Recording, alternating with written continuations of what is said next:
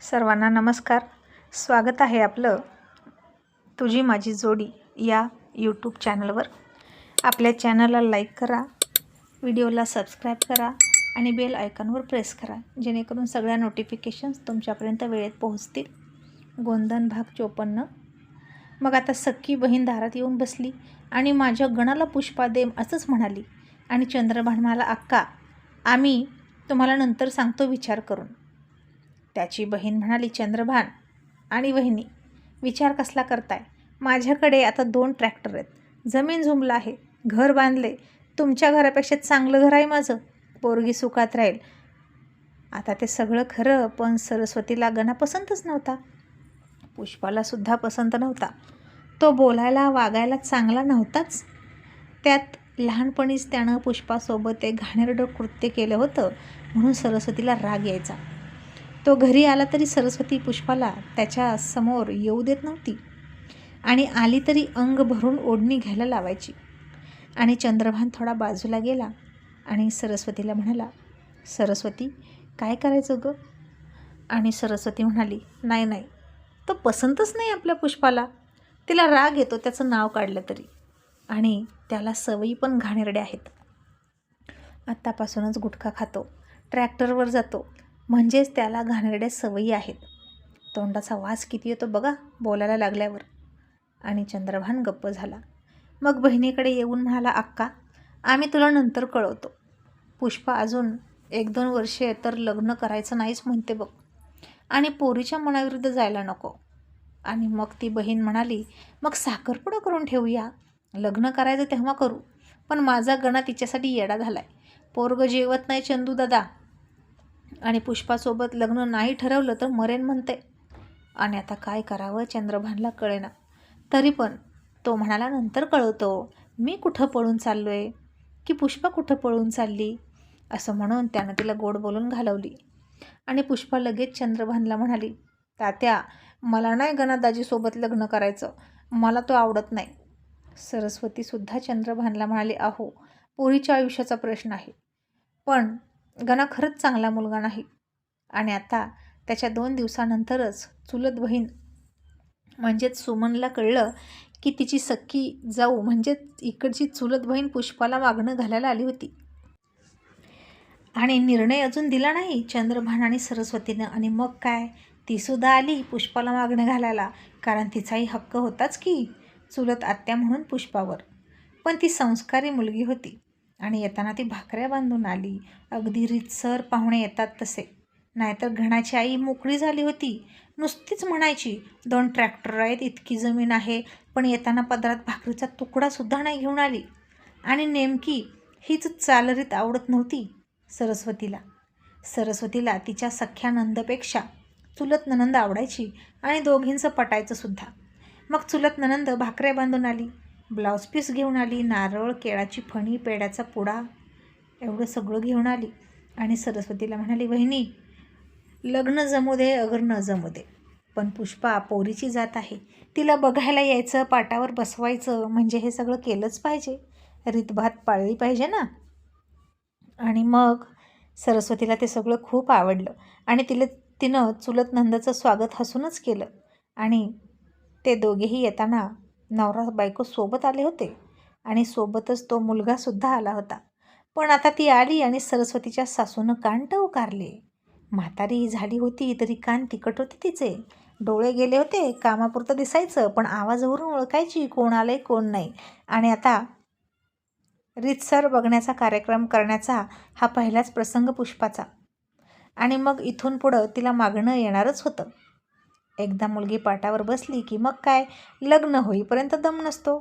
शेतात काढणीला आलेली ज्वारी आणि वयात आलेली पोरगी जास्त काळ ठेवून जमत नसतं. ज्याच्या त्याच्या घरात ते गेलेलंच चांगलं असतं, नाही का. मग पुष्पाला पाटावर बसवली. सरस्वतीनं पुष्पाला साडी घालायला लावली आणि हिरवी साडी घातल्यावर तर पुष्पा खूप म्हणजे खूप सुंदर दिसायला लागली, अगदी नक्षत्रासारखी. आणि दिगंबरची नजर तिच्यावरून हटता हटेना, पण तरीही मर्यादा राखून तो तिच्याकडे बघायचा, टाळायचा, चोरून चोरून बघायचा. पुष्पासुद्धा खांद्यावर पदर घेऊन लाजत होती आणि मान खाली घालून बसली होती. आणि तो आपल्याकडे बघतोय का याचा कानोसा घ्यायची. जनासुद्धा ते सगळं बघत होती. आणि पहिल्यांदाच पुरीला पाटावर बसवलं म्हणून सरस्वतीनं 5 बायका बोलवल्या हळदी कुंकू लावायला भावकीतल्याच.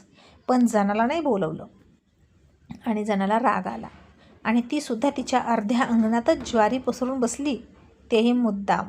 आणि येणाऱ्या बायकांना बसायला जागा देतच नव्हती तिच्या अंगणात. सरस्वतीच्याच अंगणात बसा असं म्हणायची.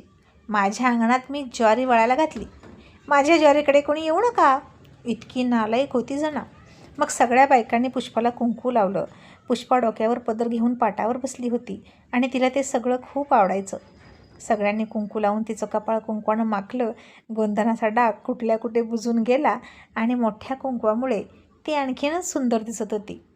तिचा गोरा गोमटा चेहरा तजेलदार दिसत होता. मग बायकांनी तिच्या ओटीत पीस नारळ घातला, केळाची फणी ठेवली, पेढ्याचा पोडा ठेवला, तिचं तोंड गोड केलं आणि तिला उठायला लावलं. आणि सगळ्यांच्या पाया पडून पुष्पा चंद्रभान शेजारी बसलेल्या दिगंबरकडे एक नजर टाकून आतमध्ये निघून गेली.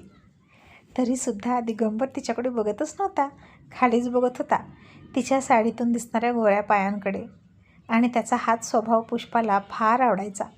जसं दक्षिण ध्रुव आणि उत्तर ध्रुव विरुद्ध टोकाला आकर्षण असतं एकमेकांचं, तसं आगाऊ रागीट पुष्पाला सोज्वळ आणि मृदू स्वभावाच्या दिगंबरचं आकर्षण होतं असं म्हटलं तरी हरकत नाही. मग आता ते पेढे सगळ्यांना वाटले. बाकीच्या बायका निघून गेल्या आणि सगळ्यांमध्ये कुजबूज सुरू झाली. अगं बाई, चंद्रभानची मुलगी सुभद्राच्या घरी दिली की काय? दुसरी बाई म्हणायची. वाटतंय तर तसं. आता इतकी मोठं ओटीभरण केलं म्हणजे दिलीच म्हणायचं. सरस्वती आणि सुमनचं जास्त पटतं. आणि दुसरी एक बाई म्हणायची, पण रमावंशचं काय? ते पण आले होते की त्यांच्या गणासाठी मागायला. मग आता सख्या नंदला सोडून चुलत नंदाच्या घरी सरस्वती देईल का मुलगी? आणि अशावेळी मात्र अख्ख्या भावकीत गावात तर्कवितर्क सुरू झाले. आणि पुष्पा कोणाच्या घरी जाईल आणि नांदेल हा एक उत्सुकता निर्माण करणारा प्रश्न झाला. मग आता दिगंबर आणि त्याचे आईवडील घरी निघाले. दिगंबर जाताना सरस्वती आणि चंद्रभानच्या पाया पडला आणि जना लगेच म्हणाली, का दिगंबर, दुसरी चुलत मामी दिसत नाही वाटतं तुम्हाला? का आता तीच मामी सासू होणार म्हणून तिच्याच पाया पडताय होय? तसा दिगंबर हसला आणि म्हणाला, जना मामी येणारच होतं तुमच्या पाया पडायला आणि तो पाया पडून गेला. जनाचं बोलणं ऐकलं आणि पुष्पाला तिचा राग आला, पण तरीसुद्धा यावेळी तिनं तो राग झटकला आणि गाडीवर बसून किक मारणाऱ्या दिगंबरकडे बघितलं आणि त्याला चोरून बघून हसली. मग आता पुष्पा स्वतःला सतत ते कुंकवाचं कपाळ घेऊन आरशात बघायची आणि तिला तिचा चेहरा आठवायचा. आणि लगेच पाठीमागं म्हातारी बडबड करायला लागली, सुमन कशाला आली होती? तिला माहीत नाही का रामाच्या घरी पोरगी देणार आहे ते? चंद्रभान, तुला अक्कल आहे का? कशाला पोरीला कुंकू लावलं? चंद्रभान म्हणाला, आई अगं गप्प बस, अजून काहीच ठरलं नाही, नुसतं बघायला आली होती. सरस्वती म्हणाली, आत्ता त्या रितसर सगळं साहित्य घेऊन बघायला आल्या, मग त्यांना बघू नको म्हणायचं का? तुमची रमा रिकामी हाताने आली. पोरीवर हक्क सांगतात तो भाग वेगळा, पण काही रीतभात असते की नाही? आणि म्हातारी म्हणाली, आता सख्या भावाच्या घरी यायचं तर कशाला रीतभात पाळायची? तिचा हक्क आहे पुष्पावर जास्त. आणि सरस्वती म्हणाली, अजिबात नाही. जिथं पुष्पाला आवडेल आणि मला पसंत असेल तिथेच मी पुष्पाला देणार. मग तुमचा इंद्र ऐरावतावर बसून आला तरी पुष्पाला तो नाही आवडला तर मी देणार नाही. चंद्रभानला सुद्धा सरस्वती म्हणाली, आणि आहो तुम्हीसुद्धा काही बोलणार नाही, लक्षात ठेवा. इथे सक्क चुलत करून जमणार नाही. इथं आपल्या पोरीचा प्रश्न आहे. आणि मी विचारते ना, माझ्याकडे पण 2 पोरं आहेत. माझ्या पोरांना जी पोरगी देईल ना तिलाच मी माझी पुष्पा देणार. असं म्हणून सरस्वती साटं लोटं करायचं ठरवत होती. चंद्रभानसुद्धा मला, ठीक आहे सरस्वती, तू म्हणशील तसं करू. आणि आता जणानं ही बातमी पुन्हा कुणामार्फत तरी लगेच रमावंशाला सांगितली आणि कळ लावली. तर रमाचं सुद्धा लक्ष होतंच की आज दिवसभर सुमन कुठं गेली आहे, ते सुद्धा नवी साडी घालून. तिची रमाची पोरगी लगेच कळ लावायची रमाला आणि सांगायची, आज इकडे गेली होती ती, आज तिकडे गेली होती. आता दोघींची घरं समोरासमोर होती त्यामुळे सगळं दिसायचं. आणि रमाला कळलं की सुमन पुष्पाला जाऊन कुंकू लावून आली. मग लगेच गणा तापला आणि त्यानं दिगंबरसोबत मुद्दाम भांडणं केली. त्याच्या ट्रॅक्टरला आडवा ट्रॅक्टर घातला, दिगंबरचं नुकसान केलं आणि मुद्दाम कोणाचं तरी शेत दिगंबर 500 रुपये एकरानं नांगरायला गेला की गणा म्हणायचा, मी 200 रुपये एकरानं नांगरतो, पण माझा ट्रॅक्टर लावा. दिगंबरचा लावू नका. मग लोकांना तरी काय, 500 ऐवजी 200 काम होतंय, मग गणाला लावायचे. आणि अशा प्रकारे गणा मूर्खपणा करून स्वतःचं नुकसान करायचा. आणि त्याचे ट्रॅक्टरच्या तेलाचे पैसेसुद्धा निघत नव्हते, पण तरीही दिगंबरचा अपमान करण्यासाठी आणि त्याच्या हातातनं काम हिसकावून घेण्यासाठी तो असं करायचा. पण दिगंबर मारकळी माणूस होता, शहाणा होता, तो शांत असायचा. नुकसान करून घेण्यापेक्षा काम नसलेलं बरं म्हणून तो शांत राहत होता. आणि जेव्हा गणाची चांगली जिरेल ना पेट्रोलचे स्वतः होऊन पैसे भरून भरून आणि अख्ख्या गावाचं फुकटात नांगरून देऊन, मग आपण बघू, असं दिगंबर म्हणायचा. आणि तोपर्यंत त्याने स्वतःचा ट्रॅक्टर दुसऱ्या कामाला वळवला. तो घरी बसून राहत नव्हता.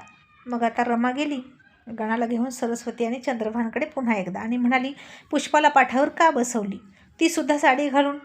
सरस्वती म्हणाली, रमा वंस, तुम्हाला इतकं सगळं कसं कळलं? कुणी सांगितलं? कोणत्या कोणत्या बायका बोलावल्या होत्या हे पण तुम्हाला कसं कळलं? जनानं लगेच तिकडून कान टवकरले आणि सरस्वतीला कळलं की जनानं कळ लावली. आणि सरस्वती म्हणाली,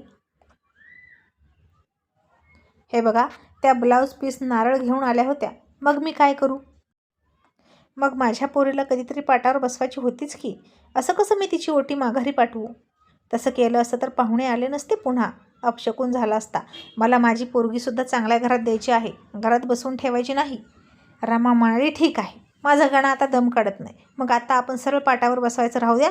बघा, बगीचा कार्यक्रम पण बघितलंच आहे, तर राहू द्या, साखरपुडा करून टाकू आपण, असं हक्कानं म्हणाली. आणि हे ऐकलं तसं पुष्पानं तोंड वाकडं केलं. आणि म्हातारी म्हणाली, हो हो रमा, तसंच कर, म्हणजे पुन्हा पाहुणे यायचे नाहीत. आणि पुष्पाला म्हातारीचा रागच आला. आणि पुष्पा मनात म्हणाली, ही डंगरी, हिचं काय करू मी? आणि पुष्पा आता म्हातारीला रागात म्हणाली, आजी, सोबत राहताना पेढा आणलं होतं ते कसं खाल्लंस ग, गुलू गुलू गुलू, आणि आता तिला शिव्या देतेस होय?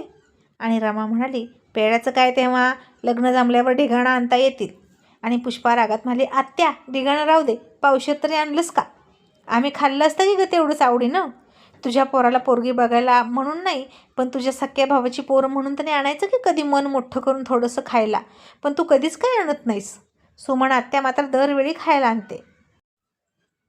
तसा गणाला पुष्पाचा राग आला आणि तो लगेच म्हणाला, पुष्पा, तुला आत्ताच्या त्या पेढे आणून देऊ का? खा किती खायचं ते. हिला म्हणलं होतं मी तुझ्यासोबत येतो, तर मला येऊ दिलं नाही, नाहीतर मी तुला त्याच वेळी पेढा आणलं असतं, किलोभर, दिगंबरपेक्षा जास्त. असा म्हणून तो ईर्ष्याला इथं पण पेटला. आणि तिनं मला पसंत करावं दिगंबरपेक्षाही जास्त, असं त्याला वाटलं. आणि पुष्पा त्याच्याकडे न बघता म्हणाली, नको मला. आणि रमा म्हणाली, सांग दादा, वहिनी, कधी करायचा साखरपुडा? मी आजची आज तयारी करते. लगेच चंद्रभान गप्प झाला.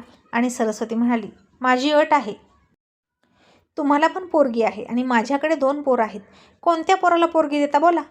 आणि हीच अट मी सुमनताई साबला सुद्धा घालणार आहे. जे कोणी मान्य करेल त्याच्याच घरी पुष्पा जाईल. आता हे ऐकलं रमाला सरस्वतीचा राग आला. आणि आता ही काही अट झाली का? पण सरस्वतीला माहीत होतं लालची रमा असं काही करणारच नाही. सरस्वतीच्या उलट पाया पडायला ती तिची मुलगी तिच्या घरी देणार नाही. त्यामुळे रमा म्हणाली, नाही वहिनी, तुमच्या घरी काय आहे म्हणून मी माझी पोरगी द्यायची? तुमच्या घरी कधी मला साधी एक साडी नीट मिळाली नाही, मग माझ्या पोरीला काय मिळायचं? तिला चांगलं चांगलं खायची सवय आहे. तिचा बाप तिच्यासाठी बागायतदार स्थळं शोधतोय. आणि तुमच्या घरी अर्धा एकर पण जमिनीचा तुकडा नाही. वर्षानुवर्षचा किती जुनं घर आहे हे, ते असंच आहे. आणि इथं मी माझी पोरगी देणार नाही. तुम्ही तुमची पुष्पा द्या, तिला तिकडं काहीच कमी पडणार नाही. आणि सरस्वती म्हणाली, रमावंश, आता तुमचा भाऊच इतका कर्तबगार आहे तर मी काय करू हो? तो जर पहिल्यापासून चांगला असता तर आम्हीसुद्धा बंगला बांधून राहिलो असतो की. त्याला संसारात साथ द्यायला मी कुठेच कमी पडले नाही, पण तोच कमी पडला, त्याला मी काय करू? पण आता तुम्ही सक्का भाऊ म्हणून जितक्या हक्कानं आलाय, तितक्याच सख्या भावाला प्रेम राहावं म्हणून, तुमचा रस्ता चालू राहावा म्हणून, आयुष्यभर गोडी राहावी म्हणून सख्या भावाच्या मुलाला तुम्ही पोरगी नाही देणार का? तो गरीब असला म्हणून काय झालं? माझा दत्तू, माझा संतू यांचं भविष्य उज्ज्वल आहे. पोरं निर्व्यसनी आहेत, स्वभावाने चांगले आहेत. बोला, देताय का माझ्या पोराला तुमची पोरगी? हे ऐकलं तसं रमा गप्प बसली आणि ती विचारात पडली. आणि तिनं हो म्हणू नये म्हणून पुष्पा देवाकडे प्रार्थना करायची. आणि कुंभकर्णासारखी वर मागताना ऐन वेळेला आत्याची वाचासुद्धा जड व्हावी असं तिच्या मनात आलं.